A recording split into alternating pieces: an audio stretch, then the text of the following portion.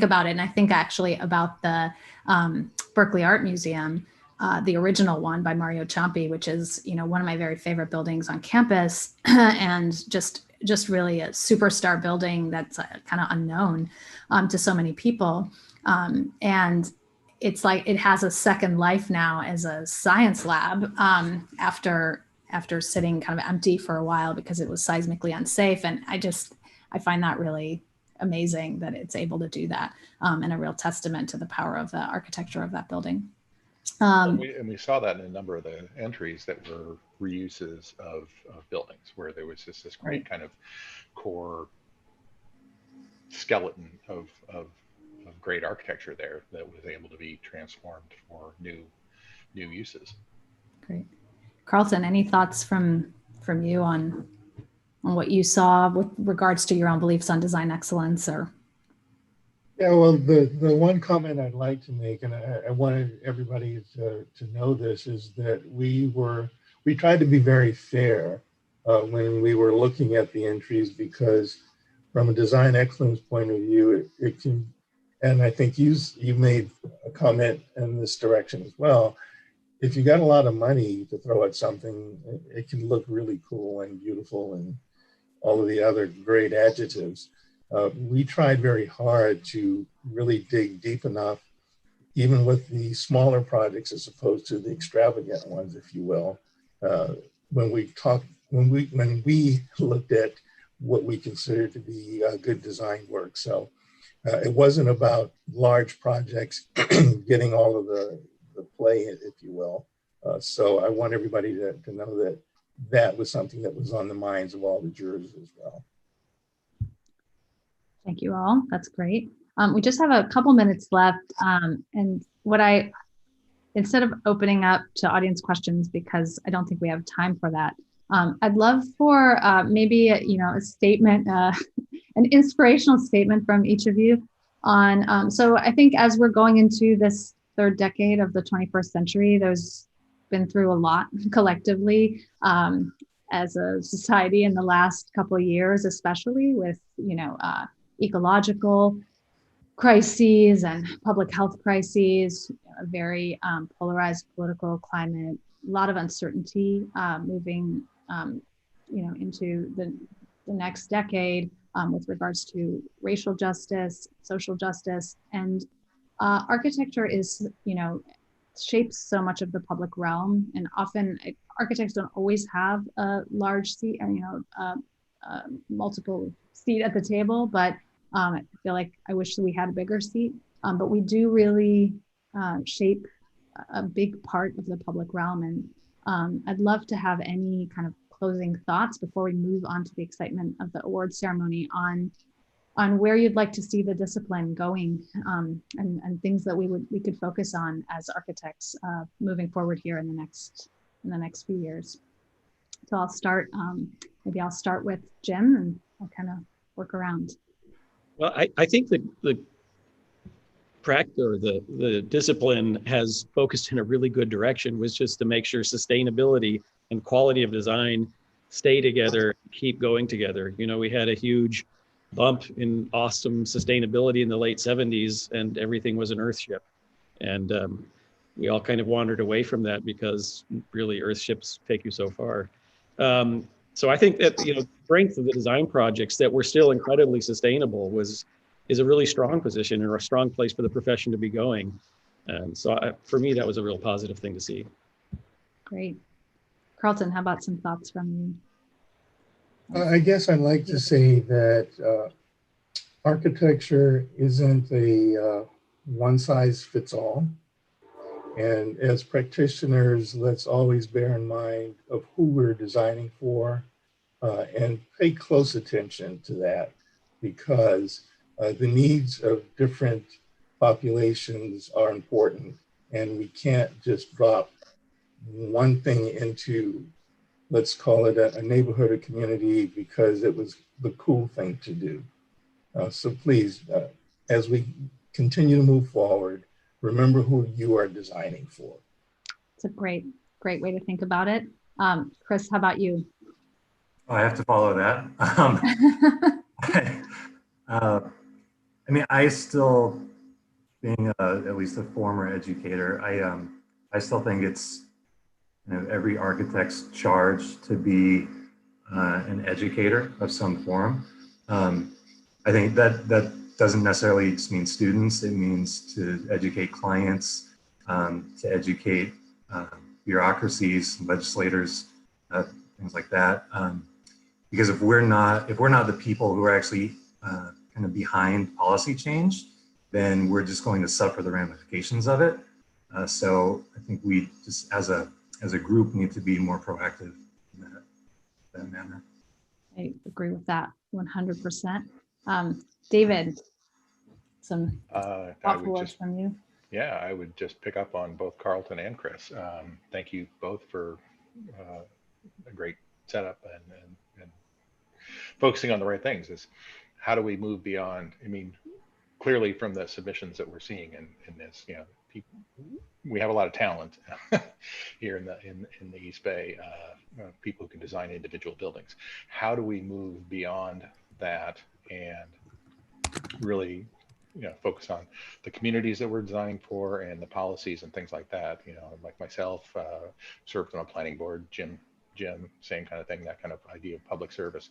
How do we move out and really impact the larger discussions in our local communities, at the state level, at the national level, to really advocate for the transformations that will build the kind of cities that we need to build to really live in community, to live in harmony with our planet and save ourselves. And I think that's where we don't really learn a lot about that as we're becoming architects in school and stuff. But it's incredibly important about how do we give back to the community and help shape our communities so we have a sustainable and resilient future. Thank you, David. And just last but not least, Renee, I'd love to ask you for your thoughts also, especially as someone who is, you know, really shepherding the next generation of architects, both as, you know, chair and as interim dean of the College of Environmental Design, and just some thoughts on where you'd like to see things go over the course of the next few years, and then we'll move on to the award ceremony. I'll try to be quick. I think that the pandemic and the challenges around us, when we look back at history, it reminds us as architects that we have to be relatively humble. As is suggested, Peter's last note, what we build, everyone wants a revolution now to take care of the challenges that are ahead of us. And what we build lasts for, if we're doing it right, is going to last for 100 years. And it's so hard to know what will be happening. And if we look back 100 years, we know the mistakes that we've made as well as the successes we've made. And I think that that's the challenge for us going forward, to be humble about what we put forward, to not do it too quickly, but to be relatively reflective. And so for me, looking at the projects, that was an important metric for design excellence. Well, thank you all so much. I want to thank you again for sharing your time with the actual reviewing the projects and your time here this evening. Really honored to have you all. And please stay online for the main event, which will be starting right about now. Thanks again. And yeah, here we go.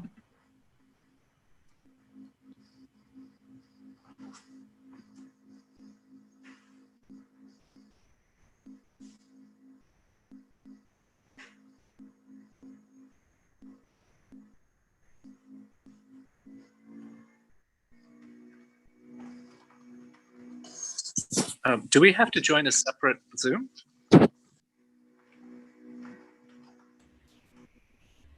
Everyone just stay where you are. There's a live stream. So we've got people joining us on the live stream now.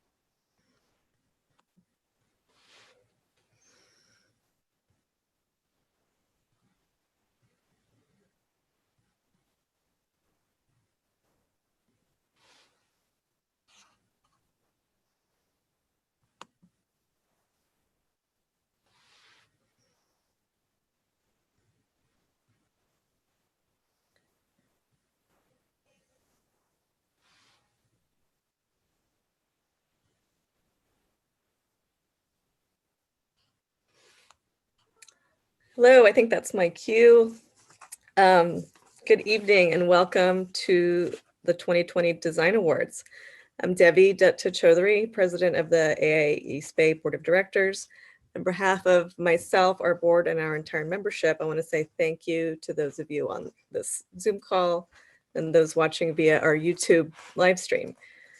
We appreciate you all for showing up tonight to support design excellence in the East Bay and for your continued support of the AIA East Bay chapter. Thank you. And for those of you just joining this evening, the presentation is being presented in two parts.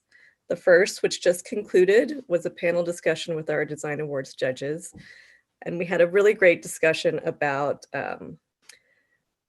the specificity of the Bay Area context, how it's different from other places, how buildings transform and adapt. So I think we hit a lot of good points about what makes it design here different, what we're striving for. I think it was an inspirational talk. Over the next hour, you'll see some great examples of design excellence across a wide range of categories. The categories are design for change and resources. Oh, sorry. So this screen, if you scan this code, it'll take you to our finalist page.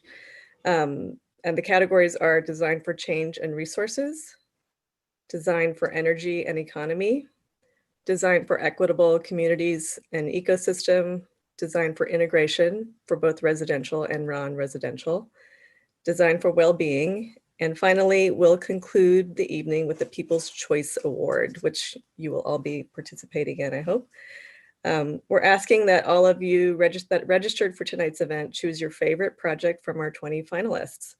We've been blasting you with reminders about this, so go ahead and scan the code, have a look at the page. It's also in the chat. So please take a look and vote while this is going on. After our last award that the jurors voted on, we'll share a link where you'll be able to vote for your project.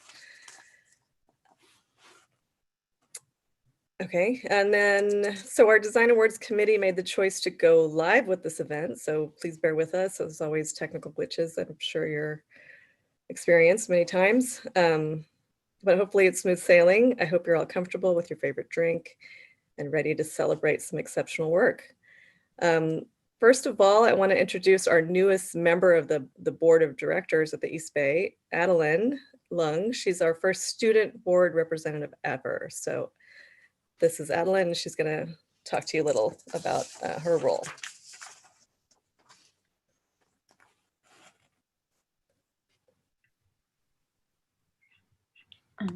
So this past year, the board decided we needed to include the voice of students and the future of our profession on our board. And so we have happily introduced me to the AIA East Bay Board of Directors.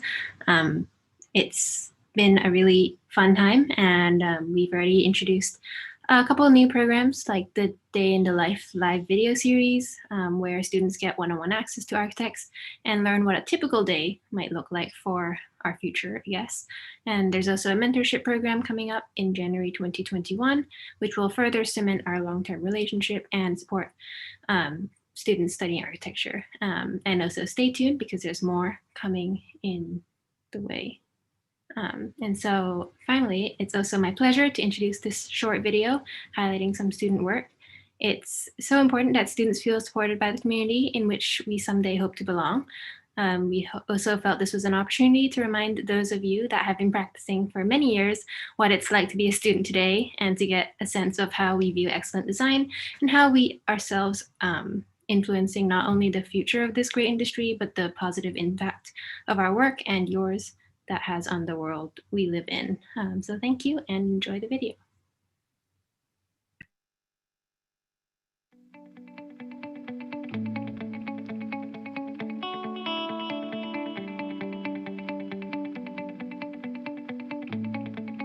You know, my career choice was pretty easy for me to decide. I wanted to be an architect for as long as I can remember.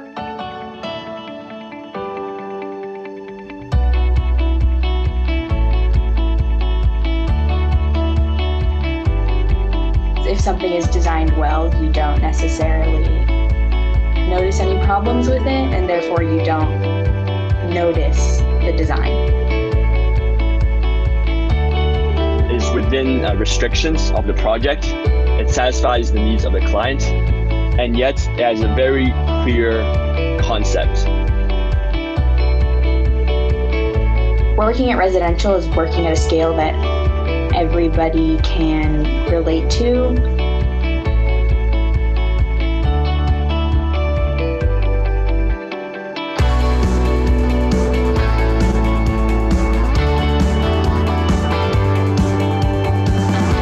You don't just see it in the rain or, you know, on a bright sunny day. So it's important to see like how does your building translate to different environments, and that's what I was really exploring with this render.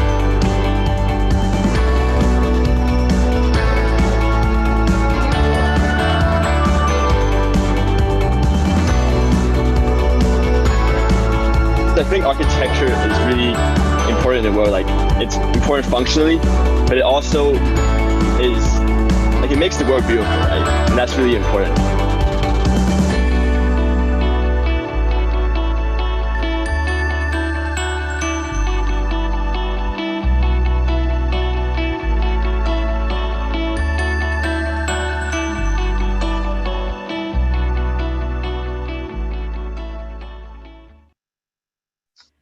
Wow, that was great. Thank you so much to all of the students that offered to share their work and their words with us. I found it very inspiring. I hope you did as well. My name is Lauren Jordan, and I am the AIA East Bay 2020 Design Awards Committee Chair.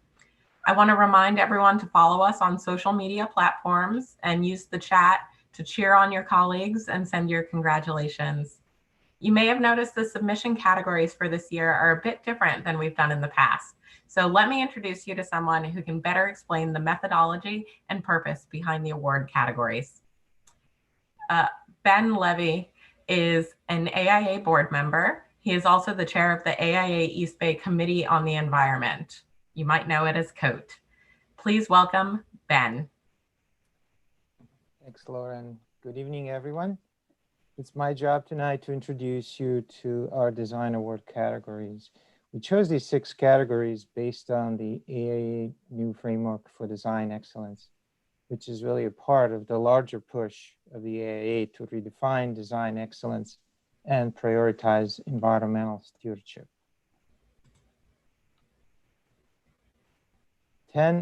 These are the 10 top principles of the framework you see here on the slide. And they are essentially derived from the code top 10 measures of the sustainable design. And basically, the idea behind it is that sustainable design is integral to good design. We heard that from judges a number of times stated. To reinforce this, we asked the applicants to provide information on at least 2 of the 10 principles and show how those were integrated in their projects. The judges have done an excellent job in evaluating the submissions and looking at them more holistically in the context of not only aesthetics, but other important issues like sustainability, resilience, and social equity. This year, we had a limited number of submissions. There were no submissions into certain categories, so we will be presenting only 7 category award winners this year. The categories for the 2020 Design Awards are: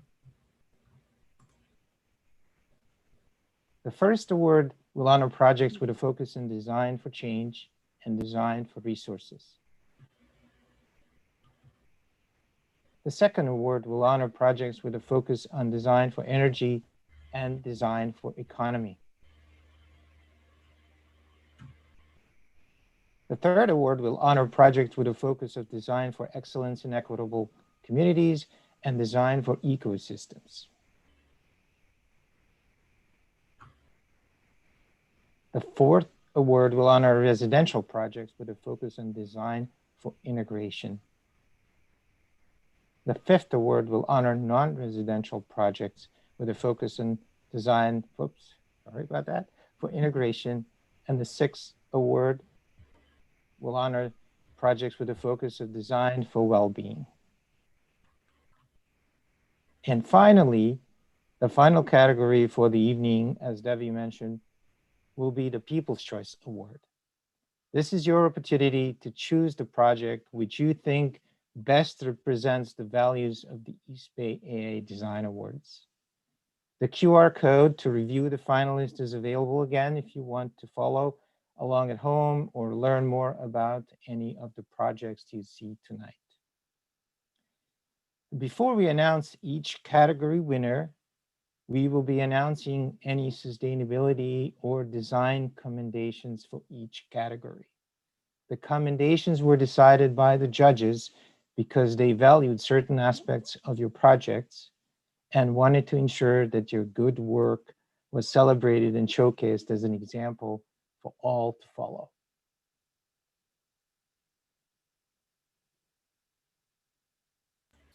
Thanks, Ben. Now the moment we've all been waiting for, of course, the awards portion of our program. Our first award is Design for Change and Resources. It is sponsored by ELS Architects. ELS has long been a supporter of the AIA East Bay, and we thank them for their continued support. ELS is one of the largest architectural and planning firms in the East Bay, and it's the first organization in California to be named a JUST 2.0 organization. The JUST label represents their commitment to social equity, transparency, and diversity. Presenting the award will be our student board member, Adeline. Please welcome back, Adeline. Good evening. It's my honor to present the award in the Design for Change and Resources category. The finalists are Derby Lofts, submitted by LDP Architecture, Golston School, submitted by Matthew Stoneberg with Stromberg Architects, and Uber Advanced Technologies Group R&D Center, submitted by Marcy, Wong, Donn, Logan Architects. Before we announce the winner, the judges would like to award a sustainability commendation to Uber Advanced Technologies Group R&D Center by Marcy, Wong, Donn, Logan Architects. The judges noted that this project is a great transformation of iconic structures for new uses. These venerable structures have a simplicity and clarity which is attractive to us architects and is tricky to adapt to today's programmatic and structural needs. The architects have done a masterful job of preserving the original structures while inserting new elements to ensure its long-term survival and accommodating an entirely new program. The dialogue between new and existing is easy and natural. We can respect our past and celebrate our future. And this project is a good example of how to do that with grace and ease. Congratulations to Marcy, Wong, Donn, Logan Architects. And the winner for the award for Excellence in Design for Change and Resources is Derby Lofts by LDP Architecture. Located in the heart of Oakland's artistic Jingletown neighborhood within Oakland's Estuary District, 401 Derby is a 4-story building fronting on 3 streets with an internal courtyard. 401 Derby's material selection and building massing were used to reflect the surrounding eclectic mix of warehouses, manufacturing shops, and newer residential developments. The composition of various types of metal siding, broken out with splashes of color at recesses, plays off the surrounding industrial uses. The judges noted, even in this difficult typology and scale, there are moments of intimacy and a meaningful correlation with its context. Breaking down a large block to neighborhood scale is often a failed challenge. This project pulls it off beautifully, elevates the street, and creates remarkably livable units in this process. The composition is both rigorous and playful, telling a clear story of the plan in the elevations while playing nicely with issues of scale and transparency. The grand opening at the entry to the project opens the heart of the new housing to the community, as well as celebrating it with integration of local fabrications by artists and artisans in the community. This building is a good neighbor and sets a great standard for future new additions to the neighborhood. Congratulations to LDP Architecture. Thank you, Adeline. Presenting our next award is Rudabeh Pakravan. Rudabeh is an AIA East Bay board member and a founding partner of Seidel Pakravan Architects. Please welcome Rudabeh. Good evening. It's my honor to present the award in the Design for Energy and Economy category. The finalists are STEM Arts and Robotics Classroom Building, submitted by Goring and Straja Architects. Half Moon Bay Library, submitted by Knoll and Tam Architects. And the Page Street Mixed Use, submitted by Wadlund Plus Design Studio. Before we talk about the award, we'd like to give a sustainability commendation to the STEM Arts and Robotics Classroom Building by Goring and Straja Architects. The judges commented that its subdued yet progressive nature skillfully ties its use to its context. The project is a graceful integration with the site. The large outdoor room is a great gesture, providing a gathering space for students and allowing for indoor-outdoor instruction that puts learning on display. I like the way that the circulation weaves through the structure and keeps the classrooms connected to the outdoors. Congratulations to Goring and Straja Architects for the sustainability commendation. And the winner of the award for excellence in design for energy and economy is Half Moon Bay Library by Knoll and Tam Architects. Answering the community's desire to have a library with a soul, the Half Moon Bay Library is designed to be a place for people of all ages to feel at home and have access to resources and information.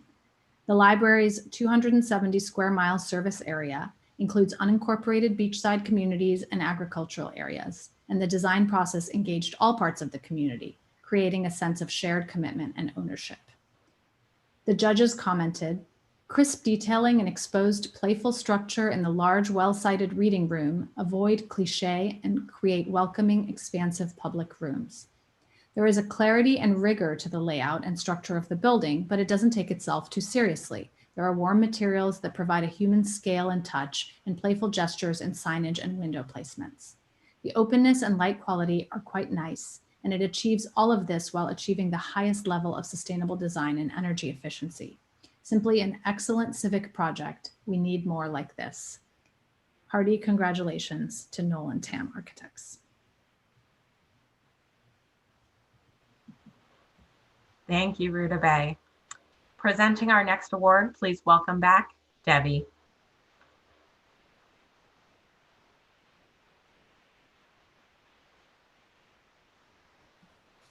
Good evening. It's my honor to present the award in Excellence in Equitable Communities and Ecosystem category. The finalists are the Elk Grove Aquatic Center by ELS Architecture and Urban Design, the Redwood Visitor Center submitted by Siegel and Strain Architects, the Balboa Park Pool submitted by ELS Architecture and Urban Design, and the Cosair Flats submitted by KTGY Architecture and Planning. The judges would like to award a sustainability commendation to the Redwood Visitor Center by Siegel and Strain Architects. The judges admired the lofty sustainability goals and commented that this is a clear and elegant design solution that is modern while at the same time harkening back to classic national park structures. The tilt of the roof is playful, creating an inflection nodding to the entry while opening views out towards the forest. The steel structure is simple and rigorous, while the generous use of wood gives a warmth and scale to the spaces. Focus on net zero energy is terrific and fits in with the environmental focus of the center. I look forward to seeing the proof of concept when this is built. Congratulations to Siegel and Strain. And a little sneak peek there, the judges would like to award a design commendation to the Elk Grove Aquatic Center by ELS Architecture and Urban Design. The judges commented that the site planning, which combines an entry sequence and shading for the bleachers, is very well done. This is a clear, well-executed design that fills a variety of community needs in a sensitive manner. The layout of the site zones the uses with an admirable ease, and I like the use of various shade devices, trellis, fabric canopies, trees, to reinforce that zoning while also providing gathering spaces out of the heat of the sun. The community engagement process is great to see and has resulted in a design that's very responsive to the community needs. In a place desperately needing a there, this public facility makes bold, open, and inviting gestures to welcome the whole community. Congratulations to ELS Architecture and Urban Design.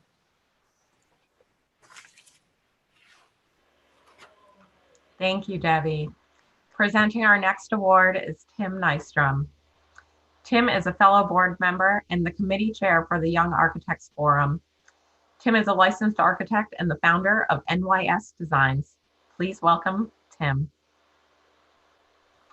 Thanks, Lauren, and really inspired by the projects that I've seen thus far in these categories. And it's my true honor to present the award for Design for Integration in the residential category. The finalists for this category are the Kentville Mid-Century House, submitted by Fisher Architecture. The Hillside House, submitted by Fisher Architecture. The House of Light, submitted by Ranger Studio. And Shattuck Studios, submitted by Lowney Architecture. In this category, we'd also like to award a design commendation to the Kentfield Mid-Century House by Fisher Architecture. The judges noted a very well done restoration that brings to life a modern mindset to the beautiful work, calling this project a great exemplar of how to expand and adapt an iconic piece of architecture. The new elements clustered around the pool seem part and parcel of the original home, beautifully detailed. Congratulations to Fisher Architecture, an amazing project. In addition, the judges would also like to award another design accommodation to the House of Light by Ranger Studios. The judges noted for this project, the minimal and rigorous design is well done and engages with the site very nicely. The interior spaces are light, open, and comfortable. It's a very straightforward, economical design that sings with exuberance. It feels as if we were meant to be there. Beautifully restrained and unpredictable composition, the subtle but rich lesson on how to tackle the steep downhill lot without turning the whole top floor over to cars.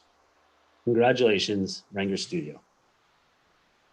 And now, the winner for the award for excellence in design for integration in the residential category is the Hillside House by Fisher Architecture.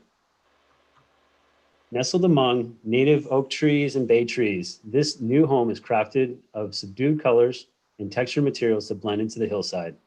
Within calm spaces, turn the focus outward towards the panoramic views of Ross Valley and Mount Tam. Enjoying almost complete visual privacy, the tranquil site is screened by the natural slope and oak forested landscape. The judges noted that this is a rigorous and elegant design and rises above the other single-family homes we have seen. It has an open and inviting street presence, and the stair descending the hillside works beautifully in drawing you into the hillside site. The ease with which the house opens to the outdoors is elegantly executed. The details are very well thought out and have a great consistency. Big virtual round of applause and congratulations to Fisher Architecture.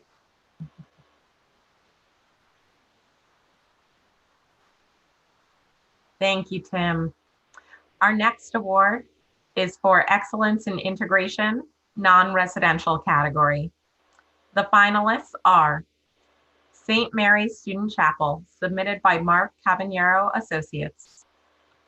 Rejuvenation of an Historic Powerhouse, submitted by Marcy, Wong, Donn, Logan Architects. The Richmond Ferry Terminal, submitted by Marcy, Wong, Donn, Logan Architects. Assembly at North First, submitted by Gensler. Los Medanos College Student Union, submitted by LPA. The judges would like to award a design commendation to Richmond Ferry Terminal by Marcy, Wong, Donn, Logan Architects. The judges noted that the project is beautifully detailed, an iconic marker, while a comfortable waiting shelter with views. The design makes the most of a very small footprint and gestures to the beginning or end of the passenger's journey. So much presence in such a small package, and perfectly adjacent to its once grand industrial neighbor. The manipulation of the skin of the building in recognition of the often harsh, cold, windy nature of ferry commuting in the Bay Area is a delight and is masterfully handled. I wish all of our public transportation infrastructure would receive this level of care and attention. Congratulations to Marcy, Wong, Donn, Logan Architects. And now, The winner of the award for excellence in design for integration non-residential is St. Mary's Student Chapel by Mark Cavaniero Associates. The chapel at St. Mary's College High School is designed primarily as a student space for quiet contemplation and respite. It is nestled into a garden setting that welcomes one through a progression of courtyard spaces, leading to the intimacy of the chapel. This unfolding of space that turns and rotates along the garden path is intended to parallel a student's spiritual journey of gradual discovery. The judges referred to this project as a masterwork. Hidden off of the beaten path, this small chapel will have a huge positive impact on the character of the school's campus, as well as its reputation in the region. Though it relates to the abundance of concrete in the other structures of the school, it is rightly a world apart in the massing, detailing, expression of materials, and joyous use of light.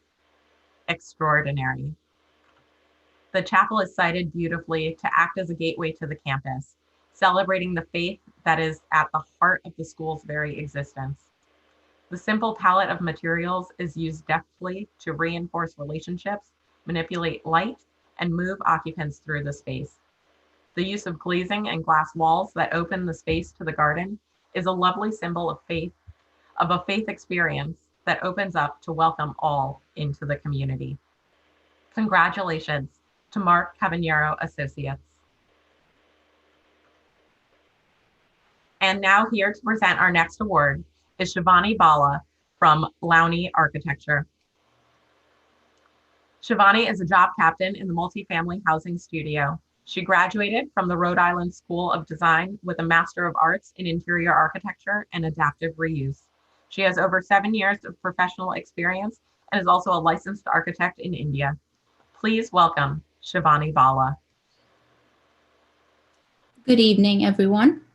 It is my honor to present the award for the Design for Wellbeing category. The award is sponsored by Lowney Architecture.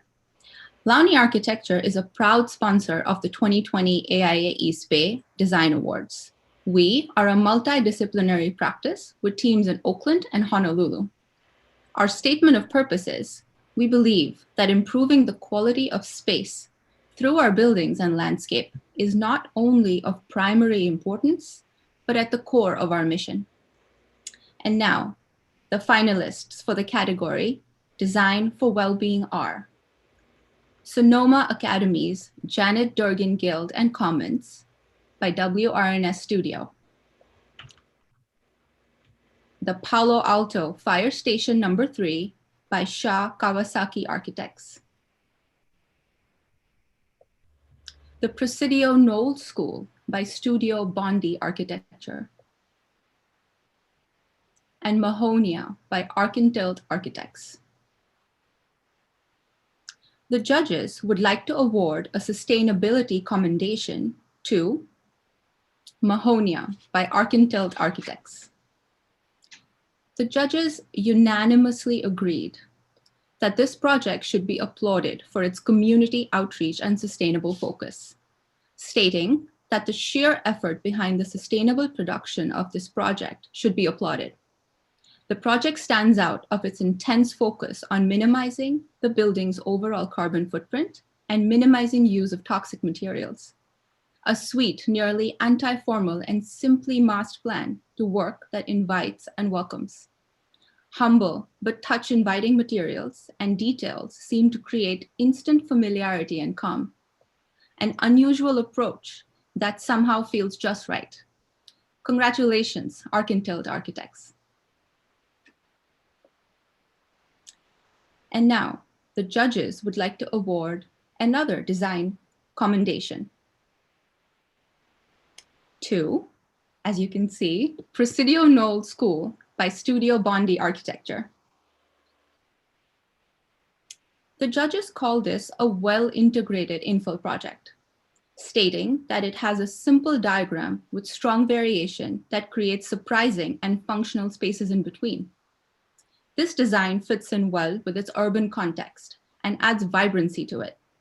The use of screens on the facade and on the courtyard guardrails add great detail and color to what is an efficient and workmanlike classroom building. the architects have achieved a lot with a disciplined and minimal palette. Congratulations to Studio Bondy Architecture. And now, drum roll please. The award for excellence in design for well-being is awarded to Sonoma Academy by WRNS Studio. Health and environmental stewardship is embedded in Sonoma Academy's new Janet Durgin Guild and Commons. Leading with biophilia, the building is designed around outdoor experiences, meshes nature and technology, invites movement and interaction.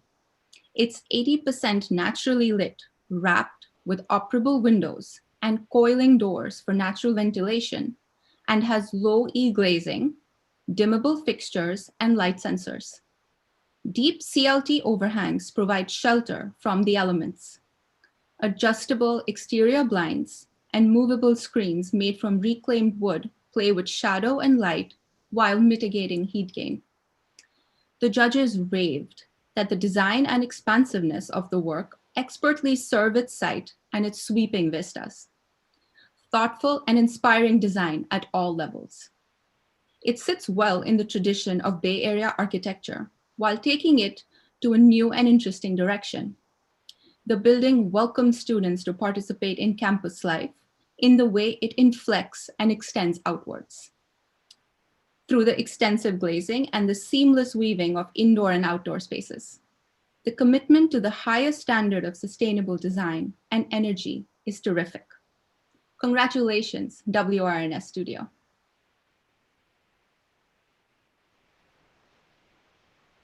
Thank you, Shivani. And congratulations to all of those projects who received sustainability and design commendations, and to our winners thus far. I tip my hat and raise my glass to you. Truly outstanding work. And at long last, the People's Choice Award.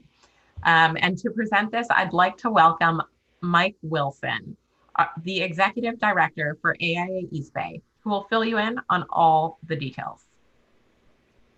Hi, everybody. Mike Wilson here, and congratulations to those projects we saw. This is really outstanding work, really pleasant to see. It's great to see everyone tonight. I'm scrolling through these screens. Many of you I know, many of you I hope to get to know in the next year. We are really excited about so much has been going on this past 12 months. Really difficult times for a lot of us, but we're recovering, and we're going to get through it. So the People's Choice Award is pretty simple. Let's hope. What we're about to do is post a slide that is going to have the URL of a SurveyMonkey survey. So hopefully you've gone to the site where we've got our 20 nominees already listed. You've already picked out your favorites. Those links were earlier in the program. They're also attached to the survey. So if you look in your chat, both in the live stream as well as this Zoom meeting, you'll be able to click on those links. Plus, you can use your phone if you liked to get the QR code off of our slide right here. So for about the next 5 minutes, we're going to leave the voting open and tally up those votes in real time. So everybody get to voting. It's just for the people that are either in the Zoom meeting or that have gotten the link through the live stream. In the meantime, I'm going to catch you up on what's been going on with AIA in the last few months and what the future looks like for us. So 2020 certainly has been challenging. And I'm feeling like even though so many bad things seem to have happened, there's a silver lining. There's so many good things for us to look at. And one of the things that I just want to point out is this has been a great opportunity for me, and I hope for many of you, to realize all the things we used to take for granted that have now turned into things that we cherish. Going out to dinner with friends, simply just walking down the street and not worrying about every person that walks by. And for me, the most important thing, and I'm really looking forward to this sometime next year, is saying hello with a hug or handshake. I really miss that. But through all this adversity, we've also learned that these things, these small details in our lives are really important, and hopefully we'll carry them on through the rest of our existence and pass them on. So this could be one small benefit of quite a challenging year. The organization itself is focused in this last year in trying to do better outreach for students. So we've done that in 3 ways so far. One, you saw the video. That's a great way to sort of integrate the work that students are doing, present it to our membership, allow architects that are part of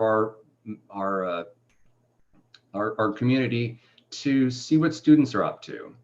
The other thing we've been trying to do is come up with programming that integrates better with what the students are learning in their educational experiences, and have that roll over into something that becomes valuable in their careers. We just recently launched a program called The Day in the Life. And what this does is, this was really asked by a group of students who said, we get a lot of education and we have a good idea of like what the work is going to be, but what's your day like? And we were really surprised that many of the things they wanted to know were like, what's your commute like? What kind of chair do you have? Where do you go for lunch? And now during the pandemic, how does that work? So we put together what we're going to do is sort of a bi-weekly blog where it's a half hour where an architect will sit with the students. They'll have some back and forth, and they'll get to see what it's really like to have a day in the life. Tim Nystrom, one of our board members who spoke a couple of awards ago, was our first candidate. And so if you want to go see that, go to our website and you should be able to take a look at that. Every 2 weeks, we're going to have one come out, and I invite each and every one of you to reach out to me and volunteer to host a day in the life. We also have finally launched our mentoring program. So that's ready to go. We've been promoting it. And so again, any of you that are watching us tonight, please consider signing up to be a mentor or be a part of the mentorship program, which is going to be launching in early 2021. This year's not over yet. We've got a couple great things coming up still. We have next week, in fact, we've got Connor Doherty with Golden Gates, his latest book. That's about redlining and the housing shortage, particularly here in the Bay Area. It's going to be moderated by Bill Gilchrist. So that's next Thursday night, hosted by the Regional and Urban Design Committee. So please take a look at that and go to our website and I think it's going to be a fantastic evening. There's an opportunity to also purchase the signed book. So get on over there. And last but not least, the end of year member appreciation party. That's happening on December 9th, and it's going to be a Zoom call. But we were lucky enough to have gotten Libby Schaff, the mayor of Oakland, to speak to us. But I think what's really exciting is that the planning committee has just been going crazy trying to figure out ways to pack together a really fun, engaging get together where we can express our appreciation for your participation and your membership, but at the same time, just make it a really good time, feeling good, getting to see your old friends and just, really enjoying yourself. So we look forward to seeing all of you attend that event as well. Let's see how we're doing on the timing and our vote here. Let me just check the screen real quick. And if we feel we've seen enough, then we can go ahead and let me hit refresh. And every vote counts, Mike. Yep, we've got everybody voted. So I'm going to close the voting for now. Excellent. We're ready to hand it off to Lauren. Thank you. All right.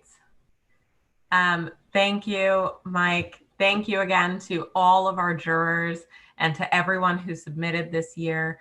I want to acknowledge our sponsors, Moen, ELS Architects, Lowney Architects, the Dollin Group, and Knoll and Tam Architects, Ratcliffe, Mozo, and Property Atlas. It's their generous support of our event and our community that makes this all possible. And I want to give a special thank you to our event partner, the Oakland Chamber of Commerce. So Mike's tallying up the votes and figuring out how to communicate that to our team. So I want to, at this time, introduce you to our presenter for the People's Choice Award. Manan Shah, who is a board member with the Oakland Chamber of Commerce, who I mentioned is one of tonight's sponsors and partners for this planning committee.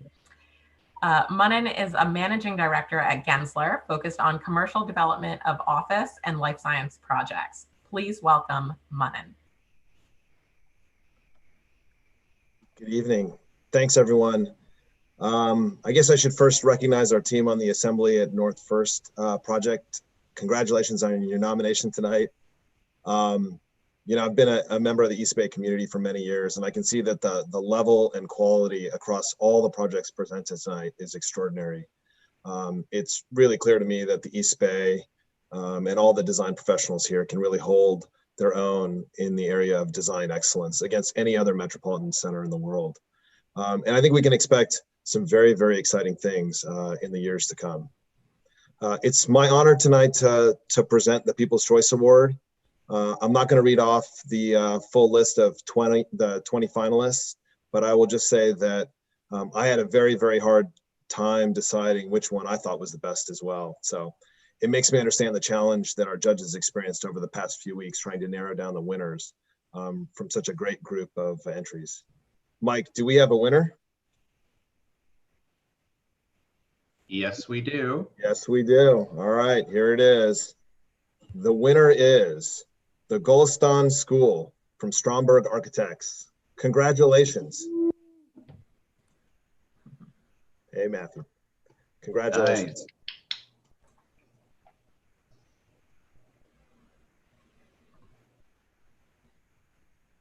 Thank you to all who voted tonight, and congratulations to our People's Choice Award winner.